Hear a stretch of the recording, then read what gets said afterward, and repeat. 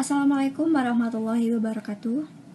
Yang saya hormati Bapak Muhammad Nasya Agus Saputra, Sarjana Hukum Islam, Magister Ekonomi Islam, selaku dosen pembimbing mata kuliah Kewarganegaraan kelas S1A, serta teman-teman sekalian yang saya banggakan.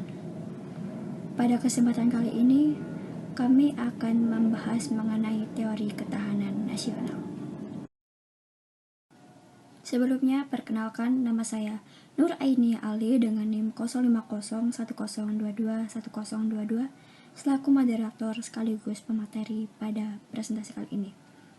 Tentunya saya tidak sendirian, saya bersama rekan saya, Saudari Lailatul Rohmah dengan NIM 05010221010 selaku pemateri.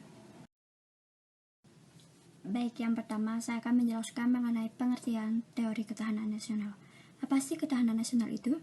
Jadi, ketahanan nasional merupakan kondisi dinamis suatu bangsa berisi kedaulatan dan ketangguhan yang mengandung kemampuan untuk mengembangkan kekuatan nasional, baik dalam menghadapi dan mengatasi segala tantangan, ancaman, hambatan, serta gangguan baik yang datang dari luar maupun dari dalam, baik secara langsung maupun tidak langsung, membahayakan integritas, identitas, kelangsungan hidup bangsa dan negara, serta perjuangan mengejar tujuan nasionalnya. Jika kita mengkaji mengenai ketahanan nasional secara luas, maka kita akan mendapatkan 3 wajah mengenai ketahanan nasional tersebut. Walaupun ada persamaan, tetapi ada perbedaan antara satu dengan yang lainnya. 1. Ketahanan nasional sebagai kondisi dinamis mengacu keadaan nyata real yang ada dalam masyarakat. Dapat diamati dengan panca indera manusia sebagai kondisi dinamis, maka yang menjadi perhatian adalah ATHG. Di satu pihak dan adanya kedaulatan, ketangguhan untuk mengembangkan kekuatan nasional dalam mengatasi ancaman. 2. Ketahanan nasional sebagai konsepsi pengaturan dan penyelenggaraan negara diperlukan penataan hubungan antara aspek kesejahteraan dengan keamanan. Dalam konsepsi pengaturan ini, dirumuskan ciri-ciri dan sifat-sifat ketahanan nasional, serta tujuan ketahanan nasional. 3. Ketahanan nasional sebagai metode berpikir. Ini berarti suatu pendekatan khas yang membedakan dengan metode berpikir lainnya. Dalam ilmu pengetahuan dikenal dengan metode deduktif dan induktif. Baik, saya akan menjelaskan materi selanjutnya, yaitu asas-asas ketahanan nasional. Asas-asas ketahanan nasional ada 4. Yang pertama, asas kesejahteraan dan keamanan. Kesejahteraan dan ketahanan dapat dibedakan tetapi tidak dapat dipisahkan dan merupakan kebutuhan manusia yang mendasar dan esensial, baik sebagai perorangan maupun kelompok dalam kehidupan bermasyarakat, berbangsa, dan bernegara. Dengan demikian, kesejahteraan dan keamanan merupakan asas dalam sistem kehidupan nasional dan merupakan nilai intrinsik yang ada padanya. Dan yang kedua, asas komprehensif integral atau menyeluruh terpadu. Sistem kehidupan nasional mencakup segenap aspek kehidupan bangsa secara utuh, menyeluruh, dan terpadu dalam bentuk perwujudan, persatuan, dan perpaduan yang seimbang, serasi, dan selaras dari seluruh aspek kehidupan bermasyarakat, berbangsa, dan bernegara. Dan yang ketiga, asas mawas ke dalam dan keluar. Sistem kehidupan nasional merupakan perpaduan segenap aspek kehidupan bangsa yang saling berinteraksi. Dan yang keempat, asas kekeluargaan. Asas kekeluargaan mengandung keadilan, kearifan, kebersamaan, kesamaan, gotong royong, tanggung rasa, dan tanggung jawab dalam kehidupan bermasyarakat, berbangsa, dan bernegara. Dalam asas ini diakui adanya perbedaan yang harus dikembangkan secara serasi dalam hubungan kemitraan, serta dijaga agar tidak berkembang menjadi konflik yang bersifat antagonistik yang saling menghancurkan. Untuk materi selanjutnya yaitu kedudukan ketahanan nasional.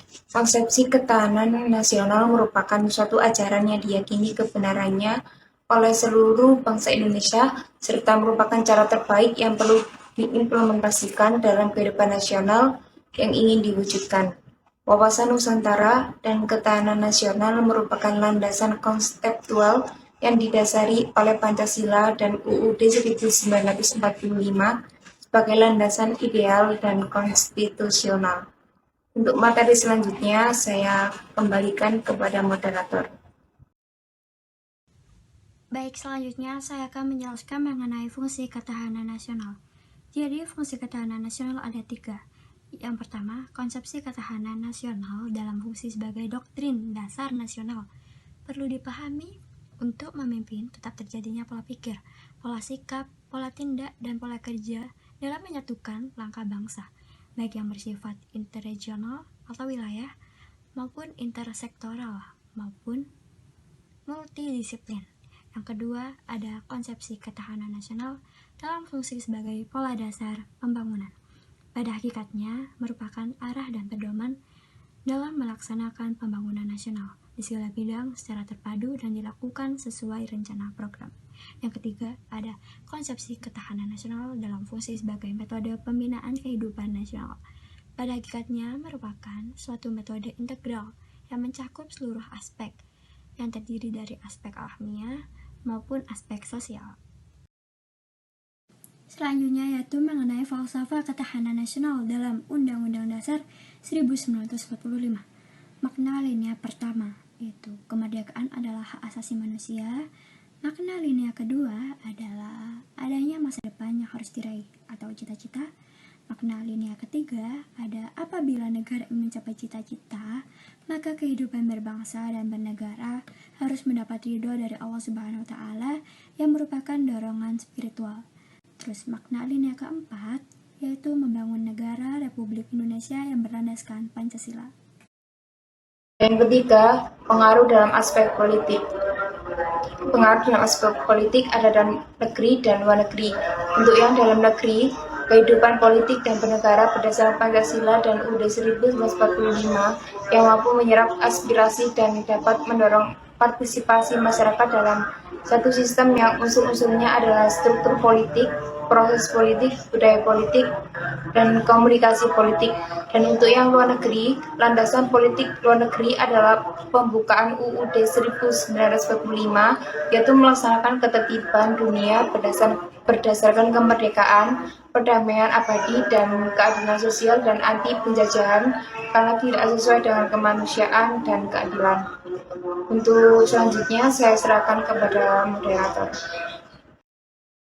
Baik, saya akan melanjutkan materi selanjutnya yaitu pengaruh aspek ketahanan nasional pada kehidupan bernegara.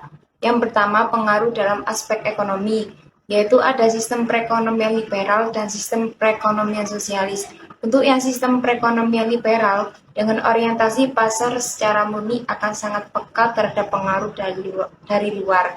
Untuk yang sistem perekonomian sosialis dengan perencanaan serta pengendalian penuh oleh pemerintah kurang peka terhadap pengaruh dari luar. Yang kedua, pengaruh dalam aspek sosial budaya. Kebudayaan diciptakan oleh faktor organobiologis manusia, lingkungan alam, lingkungan psikologis, dan lingkungan sejarah. Dalam setiap kebudayaan daerah terdapat nilai budaya yang tidak dapat dipengaruhi oleh budaya asing. Local genuis itulah pangkal segala kemampuan budaya daerah untuk menetralisir pengaruh negatif budaya asing.